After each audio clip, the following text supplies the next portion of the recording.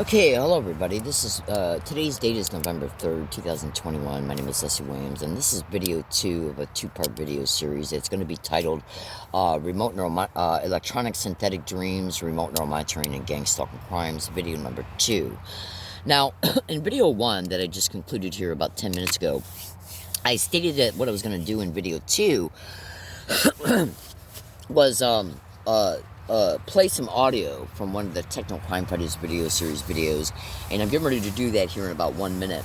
Now, the segment of the audio you're going to hear is from Techno Crime Fighters episode number 43. Now, in order for you to be able to get to episode number 43, so you can watch this video and all the other ones that are dedicated to that particular playlist, is what you want to do is you want to go to YouTube search box and type in at YouTube search box Dr. Catherine Horton, Stop 007, Techno Crime Fighters. Okay? Now, hold on 1 second. Excuse me. So, I'm going to repeat that for you. Now, Catherine is spelled with a K. Okay, so it's Dr. Catherine Horton, Stop 007, Techno Crime Fighters, and then you'll be able to bring her videos up. Go into her YouTube channel. Then go into her playlist and scroll down until you see the playlist that is titled Techno Crime Fighters Forum. It's about 67 videos in it. Now, when you bring the playlist up, scroll down until you get to episode number 43. Now, I recommend that you watch all videos dedicated to that playlist, but the ones that you should immediately listen to right away are 43, 58, 50, 51, 70, and 71, and 30. Obviously, they're numbered. So hold on, I'm going to play this for about 6-7 minutes. So you need to, in fact, I'm going to give you 1 minute to go get a pen and piece of paper so you can write down what you're about ready to hear. Now, what you're going to hear go ahead and get a pen and piece of paper. Now, what you're going to hear in this audio, okay, being played from the segment of this particular Techno Crime Fighters video series video, you can consider it to be a compliment, an addendum, and so it can help reinforce, okay, what was exposed in video 1. And trust me when I say that was a pretty good video. Okay, and then after I play the audio, I'm going to get into a little bit more statements pertaining to the electronic synthetic dreams that are being massively exposed online to be occurring to gang stalking victims, as a direct result of those capabilities and features being features and functions of remote neural monitoring and how they're used in gang stalking criminal expeditions. So now that I think that you've had enough time to go get a pen and piece of paper, I'm going to now segue into the particular audio part. Hold on. Excuse me, please. The particular audio of this particular Techno Crime Fighters episode 43, so you can hear what they got to say. And then remember, you want to slowly listen to what you're hearing. I suggest you even go back and re-listen to this part of it. Hold on. Sorry about that. I strongly suggest you even go back and listen to this part of it at least more than once. You know, twice, 3 times.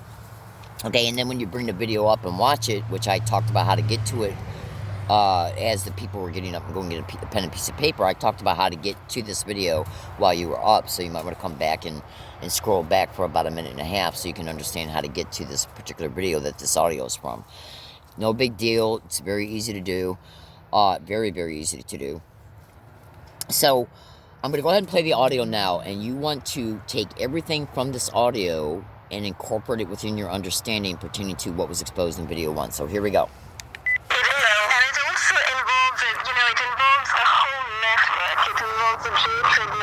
Of all the intelligence agencies, local law enforcement, the DHS, which is supposedly engaged in Homeland Security, but literally is engaged in Homeland Assault, that is the fusion centers, working in tandem with telecom companies, the guys who, own the towers, the cell towers, the antennas, and working in tandem with military branches. A lot is made out of white hats in the military coming forward today and rescuing America, making America great again, etc. Well, I certainly hope there are some white hats in the military who are working on it, because there are lots of black hats in the military that are using those specific frequencies that have been apparently assigned to the military in the 450 hertz range as coupled with whistleblowers have spoken out, including Harlan Gerard and, what's his name, Paul Barchel of DARPA recently. These frequencies are military-assigned frequencies, and they're being used to target people. They're being used to assault people's brains and bodies with that electronic control grid comprised of cell towers, satellites, drones, helicopters, cell antennas, you name it, and also portable weapons carried by people in cars, and also worked into the chassis of cars, right, Catherine, and the doors and so forth, as you've pointed out on one of our shows. Literally, this is why cars are parked in funny ways all across streets everywhere. So there's a whole network involved here, and the telecom companies, Comcast, Verizon, National Grid, they're little white utility trucks, virtuously plowing up and down our streets, pretending to be working on people's television issues or their antenna issues or whatever, are actually being used as well to run these stealth electromagnetic assault programs on people. And we have seen them, and we actually have experienced the hits emanating from them. So we can speak openly of this. All of this is a network, and this is what's going on, and this is what, obviously the NSA is also part of. The NSA, the CIA, the DIA, the DHS, all of them working together. So in any case, that's the horrific situation that we're facing today. It's ironic that three mystery. I think we're having a bit of an audio delay. I'll stop and let Kim. Alright, hold on 1 second. It appears that my battery in the tape recorder ran out. So hold on 1 second, okay? I apologize for this. I changed the batteries not too long ago, earlier today, and I thought that the batteries that I put in there were brand new. So I got my batteries right here, so just bear with me. I'll get them out and then put them in and segue right back into the exposure of this section of this audio file. Now, so I'll just briefly talk to you for a second while I'm doing this. I know I had the batteries out here a second ago. Now, when I continue to play this audio, I might have to fast forward it for a couple minutes, see, because there's like chunks of technical exposure in this video. As you run throughout the video, you're going to see parts of it where they're giving chunks of information about some of the sophisticated technology that these satanic hordes are using. And so I believe I fast forwarded it to the correct area. Okay, because they're obviously going to continue to talk, and so when they continue to talk, I'll know pretty soon if this is that specific part where it talks about visual cortex and audio cortex hacking, and the fact that visual imagery and audio is being sent to the visual and audio cortex via remote neural monitoring. So I'm going to be able to determine that in the very, very near future once I continue to play this audio. And if it's not approaching that time segment, then I know that all I got to do is fast forward it to, which will take probably less than 30 seconds for me to get to the actual part. All right, so here we go, and I apologize for that interruption. Oh, sorry. I was going to say, if you take a look at David Lawson's cause stalking, it is several years old. Okay. Alright, so it is at that part where I need to fast forward it, so just bear with me one more second.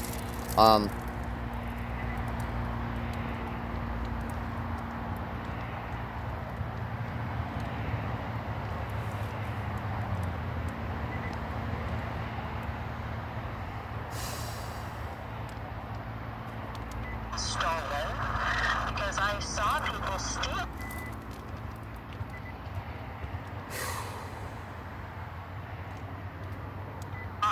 I witnessed all these shenanigans, and I said. Now, when you watch all the Technocrime Fighters video series videos, you want to do massive research. Without electrocuting themselves, so that's. I'm almost there.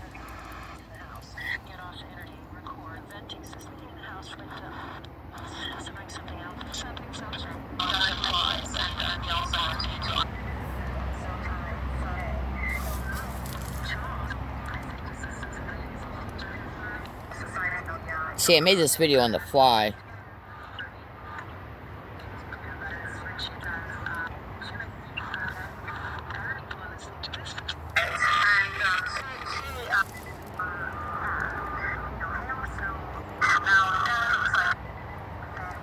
See, I made this video on the fly. Usually when I do something like this, I will have the time marks marked down so I can go right to it.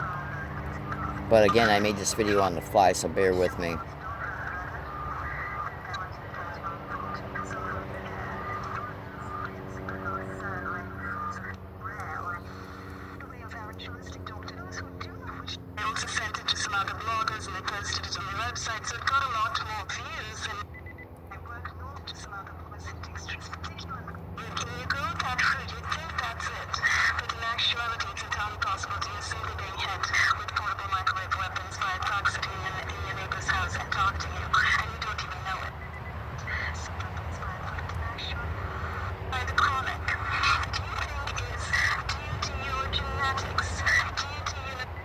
Alright, so I'm going to expose a little bit more concerning the directed energy weapons. You're just going to have to bear with me, folks. I apologize for this.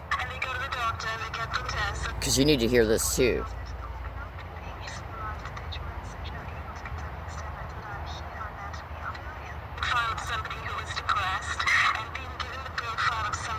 Okay, now, what you got to understand about gang stalking crimes... What you can understand about gang stalking crimes is that these mass murdering animals, they know exactly what they're doing from A to Z. Everything they do in gang stalking, they know is extreme human rights abuses, extreme massive Class A felonies, and massive amounts of misdemeanors against each and every victim every single day and night. So, when they created this program, even before they started implementing it, part of the program is to employ discrediting avenues of being able to discredit the victim within the system and within the community, like at hospitals, medical centers, medical clinics, doctors who are contracted through the courts and the police. That is literally part of the program. In fact, discrediting and slandering the victim is how they're able to achieve much of the community-based harassment. Because if you can lie to a community member and say that this person's a criminal or a social deviant and we're trying to run them out of the community, and then they take it a step further and say, would you mind doing this around the victim, concerning the victim, in order to make them feel harassed and unwanted, then they're going to do it. Because they don't know anything about gang stalking or the fact that the lying harassed cop is telling them a lie and intimately and directly connected to organized crime. Why would they even suspect it if they don't know anything about gang stalking? So you need to listen to all this, and then I'll fast forward it to the part where she talks about the visual cortex hacking, and I do sincerely apologize for this. I made this video on the fly today while I'm doing a bunch of other stuff because this crime has massively messed with my schedule today. So here we go. Listen to this. And then the other thing, the point that I wanted to sort of accentuate that you really made is that he was targeted, clearly. He was targeted physically in many different ways.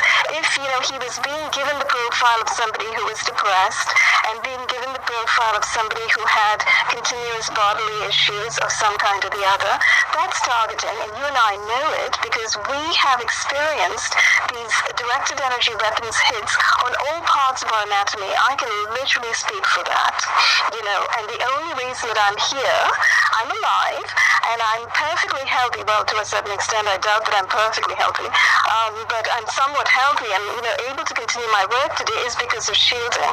It's because of awareness, vigilance, and shielding through different means that keeps me alive today and keeps me working today. But what if people don't know they're being hit? They just think they've acquired a certain disease or a certain organ failure, etc. And they go to the doctor and they get the tests and so forth, and the doctor gives them pills and, does x-rays, and you keep on going. You're on this treadmill, but you're continually being hit. Your health is going to deteriorate. It's going to degrade. You're not shielding. You don't know you're being hit. Your health is going to degrade. This is something that I actually wrote about in a notice that is posted now as a standing notice on my website. I wrote a note to all activists, to all intermediate, to all writers, journalists, reporters out there who are working to expose the evils of our time, telling them about targeting and saying, you may not know it, but you might have an insistent and niggling and nagging health problem that's become kind of chronic, that you think is due to your genetics, due to, something playing out in your family genetics. You've gotten rheumatoid arthritis because your grandmother had it. etc. And you go that route, you think that's it. But in actuality, it's entirely possible you're simply being hit with portable microwave weapons by a thug sitting in your neighbor's house and targeting you, and you don't even know it. So this particular notice became viral at the time, and it got me a lot of flack. I was hit extremely after this notice was posted. I also sent it to some other bloggers, and they posted it on their website, so it got a lot more views than my work normally gets, because I'm being, completely ring-fenced, and I don't know who's reading my work. As I said, 5 or 10 people or 1,000, I have no idea. But this particular notice got a lot of views, and the point I want to make here is that I believe this absolutely. We know, those of us who are being targeted know how we're being hit to a certain extent. We know when we're being hit by antennas on neighbors' houses. We know when we're being hit by cars parked on streets, by Comcast vans, by Xfinity vans, by National Grid vans, by guys, driving the FedEx and the UPS trucks. We know that we're being hit from neighbors. And, I know that this is somewhat of a controversial subject, but I'm willing to fight this out. We are being hit from our neighbors' houses. Neighbors are using portable weapons on us, or they don't even need to use any kind of weapon. They just need a little cell phone device or a directing device, which directs hits on us from covert repeaters and emitters that are installed in neighborhoods, that are literally, microwave beams literally coming from cell antennas and cell towers. So there is a control grid, and no doubt we may not know the exact ins and outs of how this grid is being set up or is working, but I think to some extent we all have an idea, those of us who are being targeted. But those who do not have an idea that they are being targeted are also being hit in these ways, and those people are indeed activists, whistleblowers, writers, reporters, people who are working on the edge, and so that unfortunately is what's going on. So I just wanted to bring attention to that very, very important issue. And therefore, when people say, how do you know that Aaron Schwartz died, was murdered rather than suicided?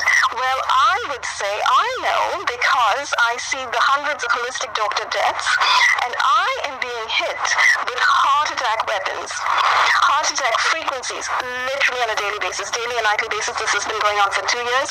It's not a hit in my pectoral muscles, it's a hit on my heart. And I can explain that in further detail. I've done it a little bit in some of my articles, including in this notice. But because I'm hitting my heart, and I know if I weren't shielding at my heart, I would go the way of Aaron Schwartz right now, literally this minute as I'm sitting here.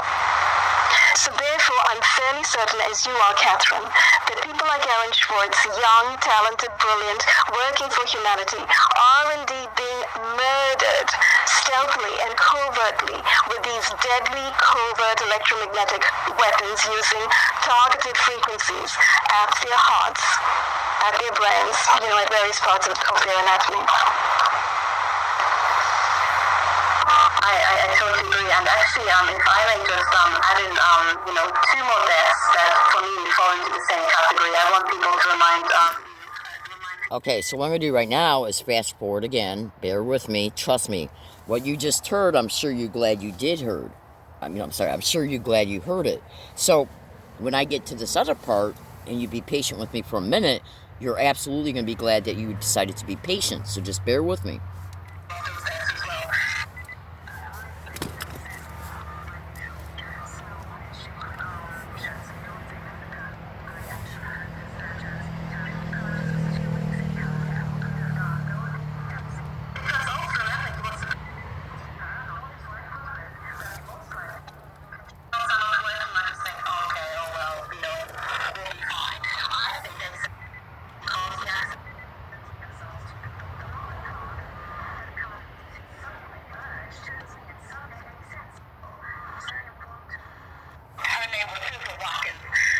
Okay, it's coming up.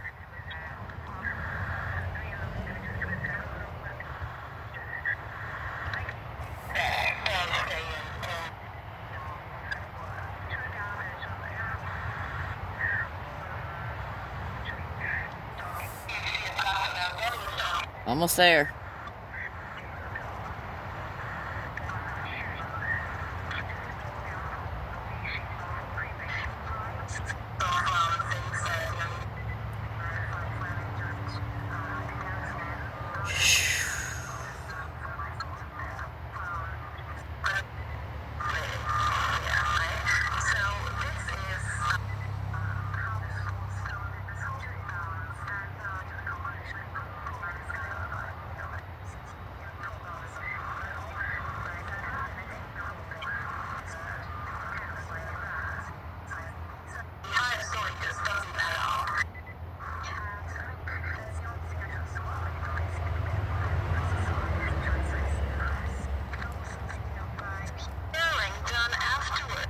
Okay, now, all right, now in this part, if you don't hear Romola D talk about the slander and the labels that gang stalking victims are being labeled as in order to assist in the motivation of the community-based harassment in this part of this audio and get ready to play, it is mentioned in this particular series video, the Technocrime Predators episode number 43, so you'll hear it. And that's why I went out of my way a few minutes ago to make that statement about, you know, how community members are lied about gang stalking victims, which is assist in motivating community members to do specific things around gang stalking victims concerning them, in order to force the victim to notice things that are being propped up.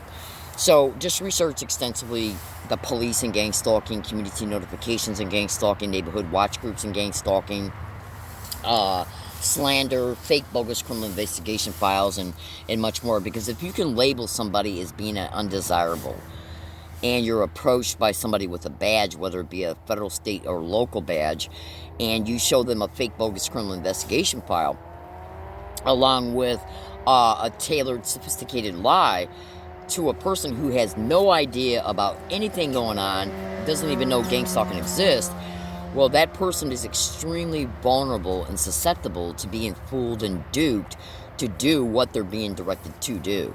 And it's the only entity that's got the power to manage something like this nationally in every neighborhood, town, city, county, and state in the United States is the intelligence agencies. The military is also massively implicated, okay? And federal law enforcement, intelligence agencies, state, county, local cops, and fusion centers working in covert collusion with other entities like corporations and so on. So let me go ahead and play you this part and listen well. Williams. So it's highly unfortunate. So it's interesting, isn't it, how we also have people who possibly were potential whistleblowers from inside these deadly intelligence agencies who have been taken out in the most brutal of ways, and then a lot of smearing done afterward to kind of paint them as delusional or depressed or suicidal, etc., which nobody can believe, of course. And, you know, as you say, we do need to apply our intelligence and re-look at all of these stories and these deaths and understand what really perhaps might have gone down. I kind of wanted to also talk about paranoid schizophrenia again, because when you talked about John Nash, as you know... Now, I'm going to make one fast statement here, and trust me, it needs to be said. Listen to this and listen to this well. When you look at how gang stalking crimes intentionally label gang stalking victims as being mentally ill, any mental illness they can put on a gang stalking victim, they will not hesitate to do it. Because the discrediting of a victim on paper and for future illegal probate control schemes, for racketeering schemes, insurance fraud schemes, and much more, you got to discredit that person on paper by claiming they're mentally ill, and they can claim you're bipolar, schizophrenia, paranoid schizophrenia, delusional, dementia, anything. Okay? So, when you look at some of the features and functions of remote neuromonitoring, what are some of the main symptomologies connected to schizophrenia and paranoid schizophrenia? Okay? Seeing things, hearing things. Okay, talking to yourself, believing that you're being persecuted. Well, research gang stalking and the extreme victimizations going on in gang stalking. Torture, murder, rape, gang rape, human trafficking, assaults of all kinds. Now, that's being persecuted, including staged arrest and false imprisonment. That is being persecuted. Imagine when you're enduring the community-based gang stalking. That's being stalked, harassed, and persecuted every day. So there's nothing delusional or paranoid about that. Okay? The conditioning that's connected to gang stalking crimes, where they intentionally create fear injection. In fact, fear injection is one of the biggest aspects of this crime. Absolutely. Because if you can control somebody's fear, you can control somebody's mind. If you can control somebody's anxiety, you can control their mind and their life. If you can control somebody's circumstances, you can control where they end up. If you can use voice to skull on a person, including voice to skull with voice morphing, then you can make that person hear voices, including the sound technologies of ELF broadcasting, the criminal use of holosonics and the audio spotlight, and other sound technologies, which are all over the internet being reported in tens and tens of thousands of posts, and have even been repeatedly reported on national radio shows, including ones I've been on.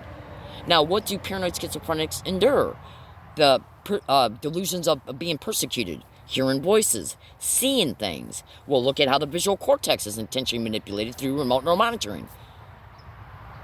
See, these sick, filthy whores created this tech and are using it against unsuspecting citizenry because they know the citizenry don't know it exists. So when they use it on the unsuspecting citizenry, in the ways that they use it on them, the victim has no other knowledge about any of this, then the victim can even be made to believe that they're mentally ill. Because the way the tech is being purposely used mimics the type of symptoms that fall under the symptomologies that's connected to mental illnesses. I mean, think about it. Schizophrenic people hear voices. What is voice to skull? Okay?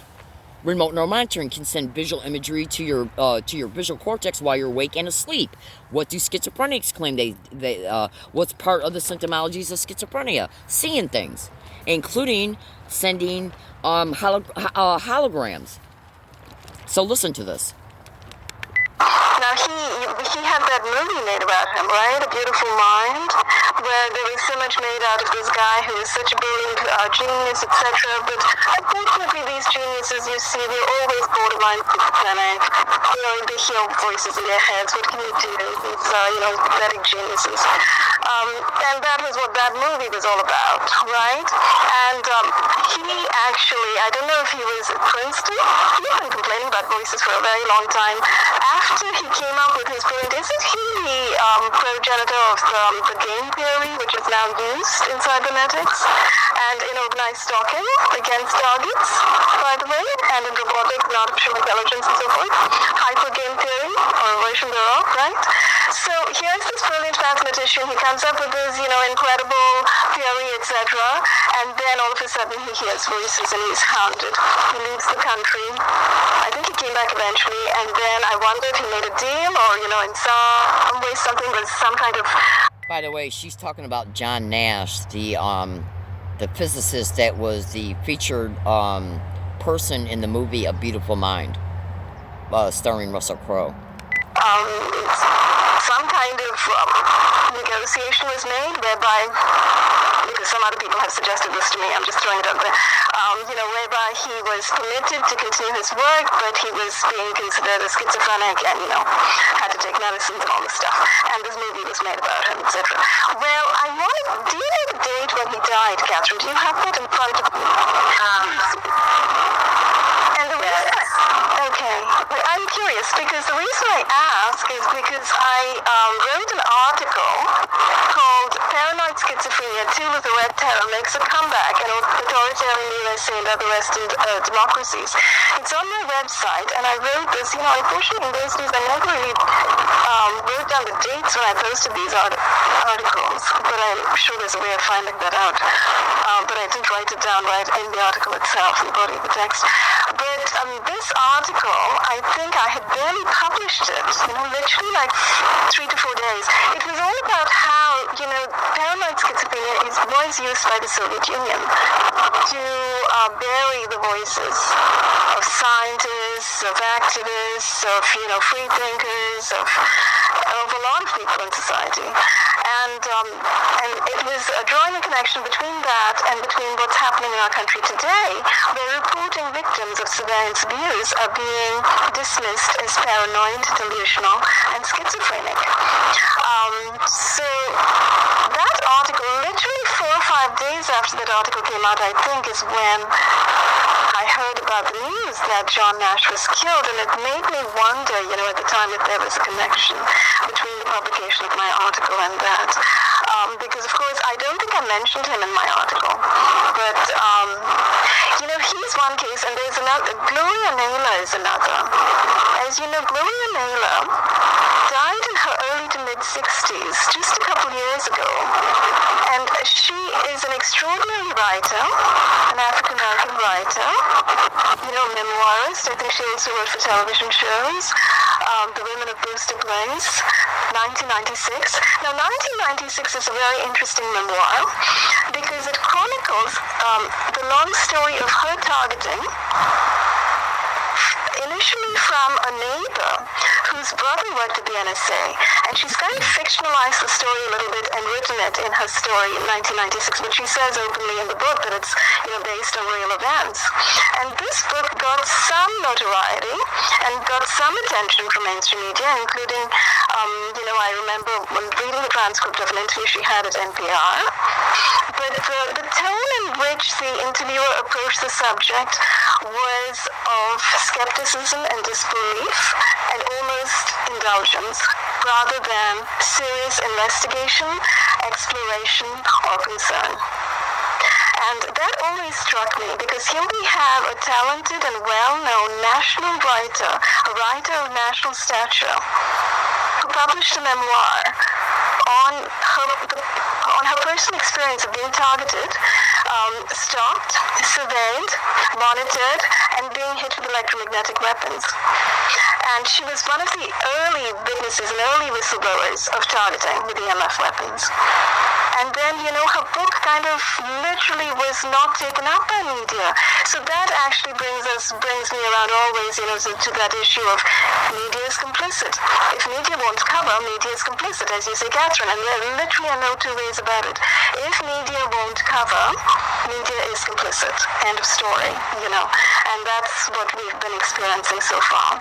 So that I just wanted to mention Gloria Naylor as well. And I think you may have mentioned Rani Kilder, right? Dr. Rani Lukanen Kilder, Chief Medical Officer of Finland, who also was killed with directed energy weapons after literally spending a lifetime writing, talking, going to conferences, and whistleblowing about it.